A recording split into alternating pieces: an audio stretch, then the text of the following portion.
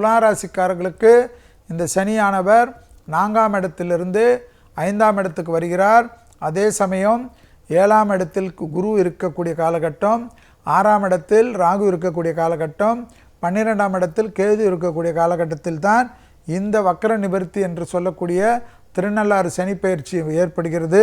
இந்த சனிப்பெயர்ச்சி நிச்சயமாக உங்களுக்கு எல்லா விதத்திலும் அனுகூலம் காணப்பட்டாலும் தேகாரோக்கியத்தில் வயிறு, கால், பாதம் வரை, வயிற்றிலிருந்து கீழே இருக்கக்கூடிய உறுப்புகள் வரை கவனம். மன அழுத்தத்தில் கண்டிப்பாக தீரும். பிள்ளைகள் விஷயத்தில் காணப்பட்ட இந்த சங்கடம் நிவர்த்தி ஏற்படும். அதே சமயம் கர்ப்பஸ்திரீகள் மருத்துவ ஆலோசனை மீறாமல் இருப்பது நன்மை தரும்.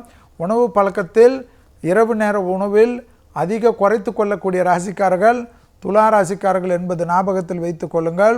கண்டிப்பாக நன்மைகள் வருவதற்கு சிவன் நரசிம்மர் வழிபாடு சகல விதத்தில் ஏற்றத்தையும் அனுகூலத்தையும் ஏற்படுத்தி தரும் என்பதை துலா ராசிக்காரர்கள் ஞாபகத்தில் வைத்து கொள்ள வேண்டும். எடுத்த காரியம், உத்தியோகம், தொழில், வியாபாரம் போன்ற பிரச்சனைகள் படிப்படியாக குறையும். அசையா பொருள் சேர்க்கை ஏற்படும். கொடுத்த வாக்கை குடும்பத்திலும் வெளிவட்டாரத்திலும் காப்பாற்றக்கூடிய உன்னதமான சூழ்நிலை ஏற்படும். தைரியமாக முன்னோக்கி செல்லக்கூடிய அமைப்பு ஏற்படும். என்ன தொழில் செய்கிறோம், என்ன வேலையில் இருக்கிறோம், என்ன படிப்பு படிக்கிறோம் என்று சொல்வதற்கு கூச்சப்பட்டு கொண்டிருந்த துலா ராசிக்காரர்கள் விசிட்டிங் கார்டை கொடுக்கக்கூடிய அளவுக்கு சனி ஆனவர் உங்கள் ஸ்டேட்டஸை உயர்த்தி கொடுப்பார் என்பதை ஞாபகத்தில் வைத்து கொள்ளுங்கள். கண்டிப்பாக பிள்ளைகள் விஷயத்தில் பூத கண்ணாடி ஆராய்ச்சி வேண்டாம்.